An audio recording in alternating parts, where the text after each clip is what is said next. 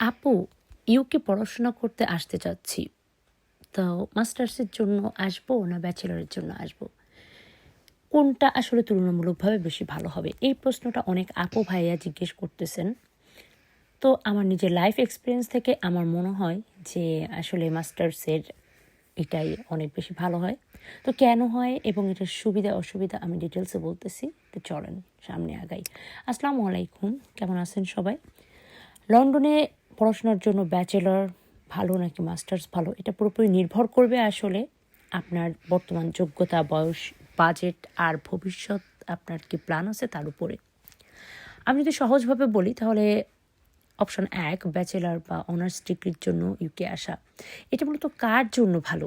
যারা এইচএসসি বা এ লেভেল শেষ করছেন তাদের জন্য, যারা এখনও ব্যাচেলর করেননি, যারা ইউকেতে লম্বা সময় থেকে পড়াশোনা বা ক্যারিয়ার করতে চান, এটা তাদের জন্য অবশ্যই একটা প্লাস পয়েন্ট। কারণ হচ্ছে যে আপনি যখন লং টাইম এখানে পড়াশোনা করবেন তখন আপনি এখানের কালচার, আপনি এখানের ল্যাঙ্গুয়েজ সব জানবেন, এবং যখন আপনি এটা জানবেন তখন আপনার ক্যারিয়ারের জন্য অনেক বেশি ভালো হবে। কারণ যখন ওরা দেখবে একটা ব্যাচেলার ডিগ্রির সার্টিফিকেট আছে, একটা মাস্টার্স ডিগ্রির সার্টিফিকেট আছে, মাস্টার্স অফ রিসার্চ যদি আপনি করতে চান, বা পিএইচডি বা ডক্টর অফ এডুকেশন, যে কোনো কিছু যদি আপনি করেন তাহলে আপনার জন্য আরও ক্যারিয়ারের দরজাটা আরও বেশি খুলে গেল।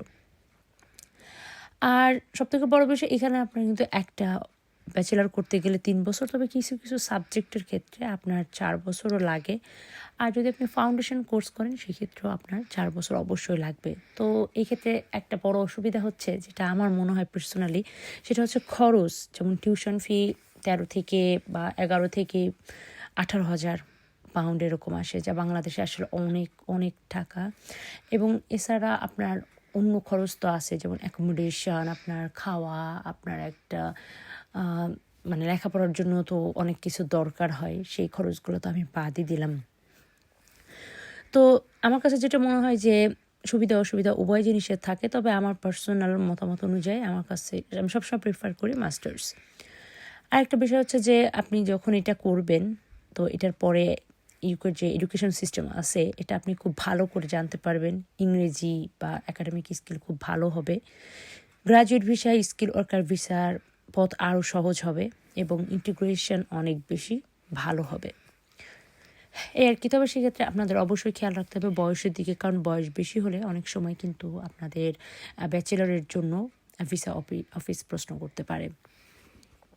এবার আসি অপশন 2, যেটা আমি বলছি যে মাস্টার্স ডিগ্রি জন্য যারা আসতে চায়, বা আমি কেন এটাকে প্রেফার করি বা কাদের জন্য এটা সব থেকে বেশি ভালো, সেটা হচ্ছে যাদের ব্যাচেলর অলরেডি কমপ্লিট হয়ে গেছে, যাদের কাছে বা এটা মনে হয় যে হ্যাঁ আমার ব্যাচেলর ডিগ্রি কমপ্লিট হয়ে গেছে, আমার কাজের অভিজ্ঞতা আছে, তাদের জন্য এটা অনেক ভালো। যারা কম সময় ইউকে সেটেলের সুযোগ চান, হ্যাঁ প্রতিটা ইউরোপ কান্ট্রিতেই সেটেলমেন্টের জন্য একটু টাইম লাগে, কারণ কেউ আসলে তাদের দেশের রাজত্ব দিতে চায় না, এটা খুবই স্বাভাবিক। নাগরিকত্ব দিতে চাবে না, এটা স্বাভাবিক। এমনও আছে বিষয়টা যে আমার দেশেও কেউ গেলে হয়তো আমরা এত সহজে রাজি হব না, এটা খুবই কমন বিষয়। তো যারা বাইরে আছে তারা খুব ভালো করেই জানে যে আসলে এই পথটা যে আসলে কত কঠিন, কিন্তু তারপরও মানুষ আছে, আর এই প্রতিটা কষ্টের পরেই মানুষের সুখ। তো এটা আমাদের মেনে নিতেই হবে। আপনি যদি মেনে নিতে না পারেন তাহলে আপনার জন্য আসলে প্রবাস জীবন না। তো যাই হোক, মাস্টার্স ডিগ্রি একটা বিষয় হচ্ছে এটা মাত্র 1 বছর, অনেক সময় এটা 2 বছর হয়, তবে বেশিরভাগ সময় এটা 1 বছর হয়। এবং টিউশন ফি দেখা যায় যে 13 থেকে 20,000-এর ভিতরে। আর ব্যাচেলার থেকে দেখা যায় মোটামুটি খরচ কিন্তু কমই হচ্ছে। আর সব থেকে বড় সুবিধা হচ্ছে দ্রুত ডিগ্রি শেষ হয়, গ্রাজুয়েট ভিসা, 2 বছরের জন্য একটা ভিসা পাওয়া যায়।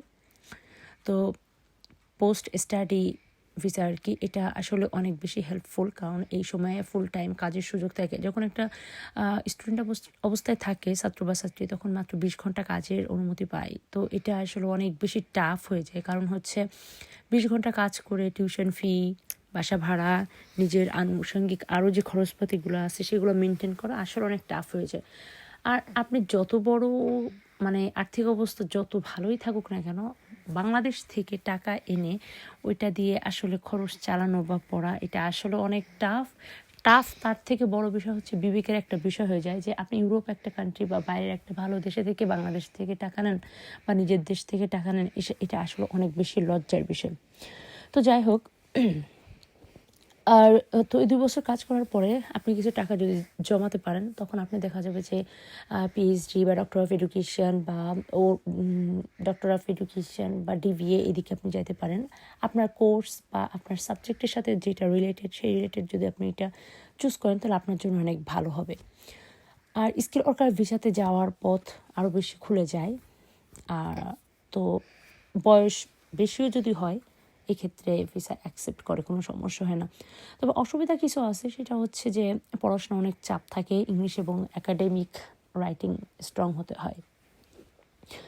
তো আমার পার্সোনাল ওপিনিয়ন, আমি অলরেডি বলেই ফেলছি যে আমি মাস্টার্সকে প্রিফার করি। তবে যাই হোক না কেন, স্টুডেন্ট ভিসাতে আসার পরে 20 ঘন্টা মাত্র কাজের সুযোগ থাকে। তবে হ্যাঁ, হলিডে যে টাইমটা থাকে, যেটা অফ টাইম, ওই টাইমে ফুল টাইম কাজ করা যায়। পড়াশোনা শেষে একটা গ্রাজুয়েট ভিসা পাওয়া যায়, কিন্তু আর পিএইচডি যদি শেষ করা হয়, তাহলে 3 বছরের একটা ভিসা পাওয়া যায়। তো আপনাদের যাদের মানে স্ট্যাটাসের সাথে যেটা মিলে, আপনারা সেটা করতে পারেন। এটা হচ্ছে আপনাদের উপর ডিপেন্ড করে। তবে আমার কাছে মনে হয় ওভারঅল মিলায় মাস্টার্স ডিগ্রিটা অনেক ভালো এবং অনেক বেশি সুযোগ সুবিধা পাওয়া যায় ব্যাচেলারের চাইতে। আর বাইরে আসলে আইসে আপনি সোনার হরিণ ধরতে চাইবেন, বিষয়টা এত সোজা না। আপনি স্ট্রাগল করলে একদিন হয়তো সব কিছুই সহজ হয়ে যাবে আপনার জন্য। যারা এখনও টিকে আছে, যারা ভালো পজিশনে আছে, তাদের অতীত যদি ঘাটেন, আপনি দেখবেন যে সবাই কষ্ট করে এই পর্যন্ত আসছে। তো আজকে আপনি কষ্ট করেন, অবশ্যই আগামী দিন আপনার জন্য ভালো কিছুই অপেক্ষা করতেছে ইনশাল্লাহ। ভিডিওটা হয়তো একটু বড় হয়ে গেছে, যাই হোক, আল্লাহ হাফিজ।